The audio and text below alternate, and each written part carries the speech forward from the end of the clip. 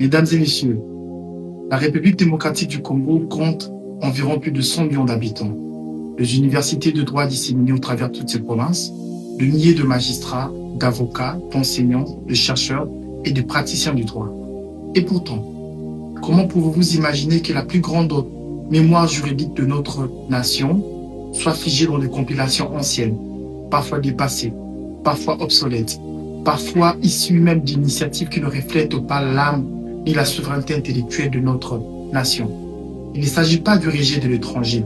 Bien au contraire, nous exprimons notre profonde gratitude aux étrangers qui ont choisi notre pays comme une seconde patrie et qui contribuent à son développement.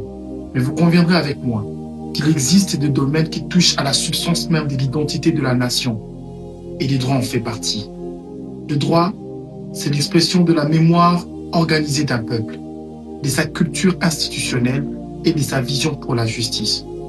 Pouvez-vous imaginer qu'en Belgique, que leur plus grande compilation de lois fondamentales soit élaborée, structurée et pensée depuis l'étranger, sans enracinement dans leur propre culture juridique? Certainement pas. C'est donc de cette conviction que nous est venue cette idée de révolution juridique, de mettre en place le Code Katwala. Le Code Katwala, ce ne sont pas simplement de juxtaposition de textes et de lois. Il s'agit bien évidemment d'une très grande ambition qui est celle de reconstruire méthodiquement l'architecture juridique congolaise. C'est dans ce sens que nous allons mettre pour la première fois à la disposition de tous les consommateurs de lois, tous les consommateurs des textes légaux, la première compilation des textes qui ne sera pas seulement une énumération de textes existants en vigueur. Ça sera un recueil des textes accompagné avec le répertoire des actes administratifs, des formalités administratives, des institutions compétentes, des 36 secteurs d'activité. Nous nous lançons cette fois-ci dans une séquence de renaissance juridique parce que depuis 2010, avec le Code Larcier, jusqu'à aujourd'hui, depuis plus d'une décennie, nous n'arrivons pas, nous, à mettre en place un document qui sera un référentiel juridique pour tous les consommateurs des œuvres juridiques. Voici pour vous le Code Katwala.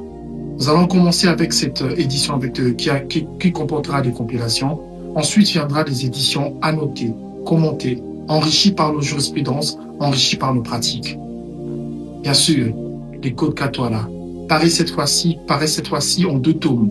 Le premier tome qui constitue le socle avec tout le texte légaux et entré avec la vie socio-économique, et le deuxième tome qui a trait avec le droit fiscal, qui, pour la première fois, va faire une compilation des textes légaux sur la fiscalité, la parafiscalité, la douane, les accises et tout le texte légaux qui gouverne le procédure fiscale dans notre pays.